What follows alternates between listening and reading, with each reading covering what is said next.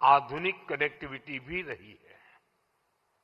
Roads हो, railway हो, airport हो, कनेक्टिविटी के हर मोड़ पर अभूतपूर्व निवेश किया जा रहा है।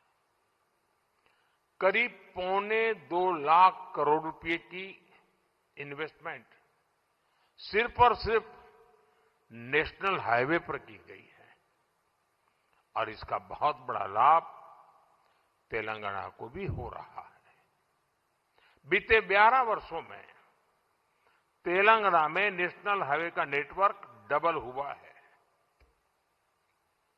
तेलंगाना और कर्नाटका को जोड़ने वाले नेशनल हाईवे के चौड़ीकरण से बहुत सुविधा होगी। इससे ट्रेवल टाइम कम होगा और किराए भाड़े में भी बचत होगी। साथियों, साल 2014 से पहले अविभाजित आंध्र प्रदेश के लिए 1000 करोड़ रुपए से भी कम का रेलवे बजट होता था।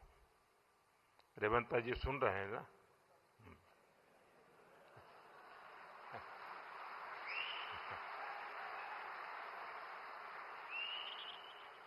संयुक्त आंध्र के समय रेलवे का बजट 1000 करोड़ रुपए से भी कम था।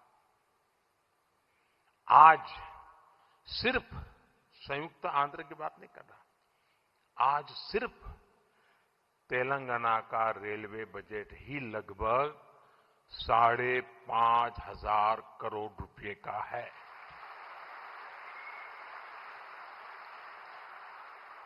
वर्तमान में करीब 50,000 करोड़ रुपए के रेल प्रोजेक्ट्स पर यहां काम चल रहा है।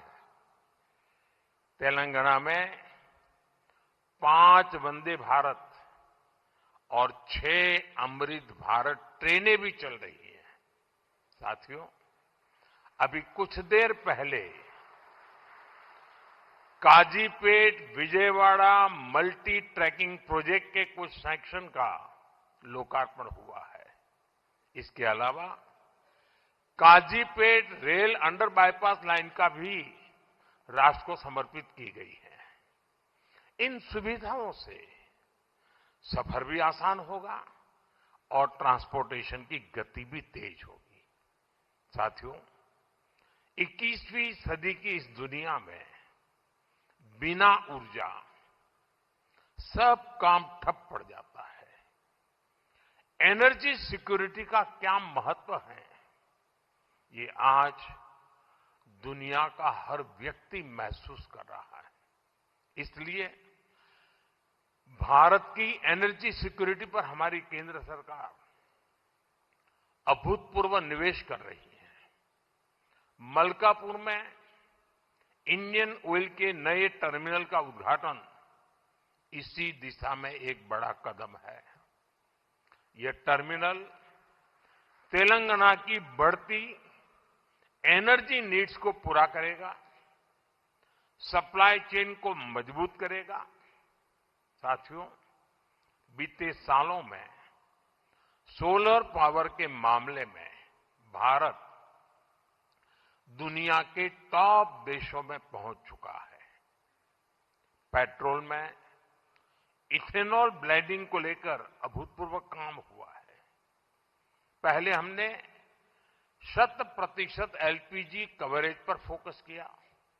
अब हम पाइप से सस्ती गैस पर फोकस कर रहे हैं।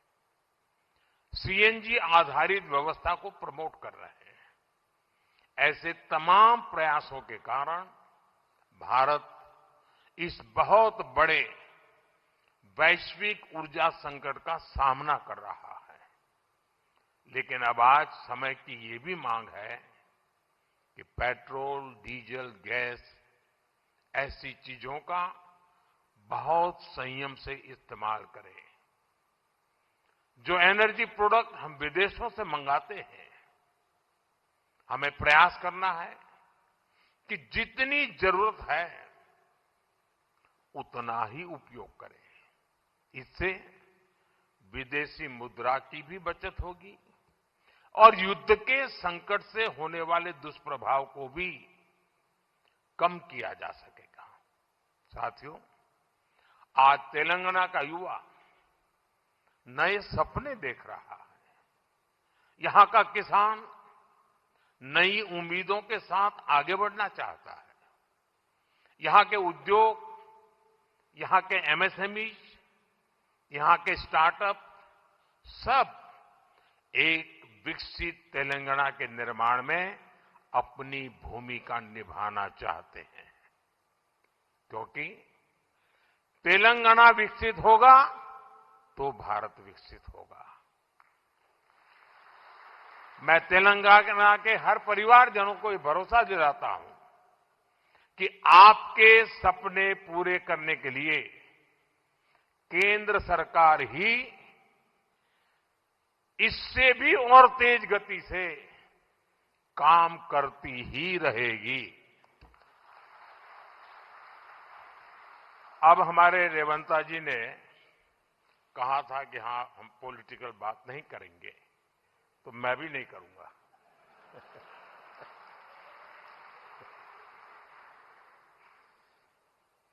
और इसलिए नॉन पॉलिटिकल बात मैं रेवंता जी से कहूंगा कि 10 साल के शासन में भारत सरकार ने जितना गुजरात को दिया वो मैं आपको देने को तैयार हूं।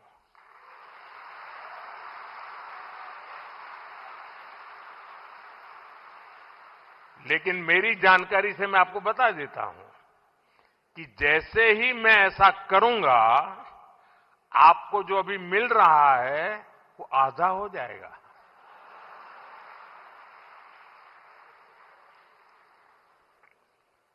आप जहां पहुंचना चाहते हैं नहीं पहुंच पाएंगे, और इसलिए अच्छा है कि मेरे से ही जोड़ो।